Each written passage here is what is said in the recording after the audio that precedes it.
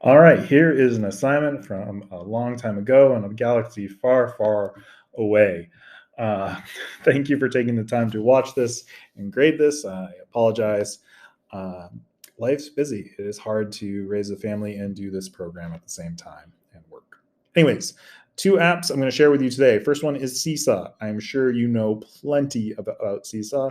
And if you don't, goodness gracious, start using it right now.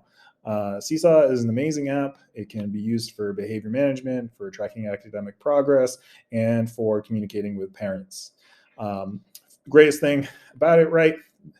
All your students are right here, front and center. You can take a look at any of their profiles to see what they have completed. When you're doing report cards, you can take a look at how they did on things. They have everything in one place. Um, Activities, you can assign activities for in-class work or homework, depending on what you want to do. I'm not a big fan of homework. I try to steer away from homework unless students are really not doing their work in class. But either way, you assign them something, right? And then you can, as a teacher, take a look at how they're doing, right?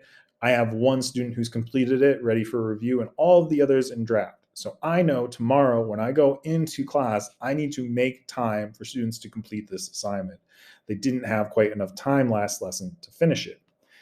This allows you to track things like academic progress, right? You can comment on the work. Parents get to see the work as well. So it's phenomenal in that way, right? You're keeping track of what they're doing and you're assigning it to them. And what's fantastic about this is it's easily usable in the classroom, but also equally as easy to use outside of the classroom. When I was teaching online, all of my lessons were through Seesaw. I posted video lessons and then assignments. That was everything you can do in one place and was great. Communication with parents can be found here. I don't use it a whole lot. Frankly, I just don't like it. And in China, mostly, WeChat is the rage anyway. So that's what I use for communication with parents. But school administrators like my vice principal and principal or librarian will post in here often for students to have for parents to read mostly. But you can also communicate with students in this way if you want.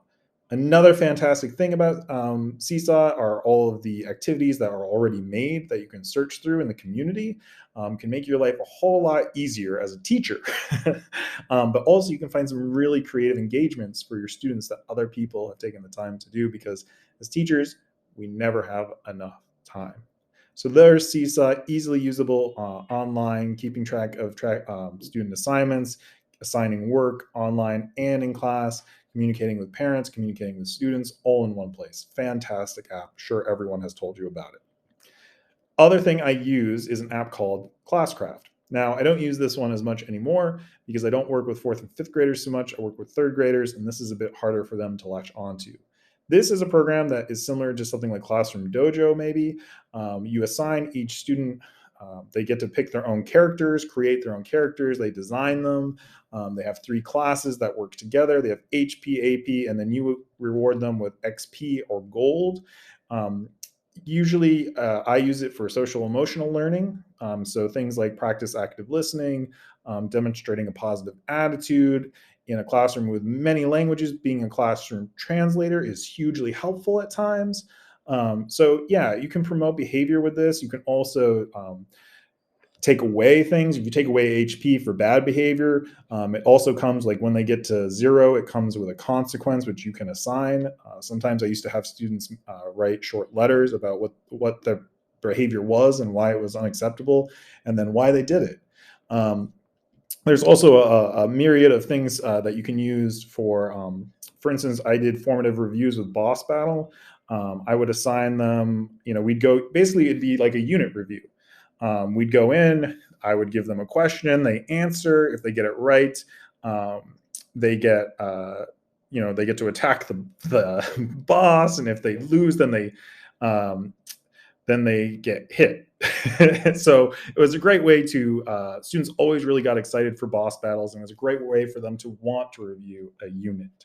Okay, my time is probably up. I'm going to stop talking. Thank you so much for taking the time to watch this.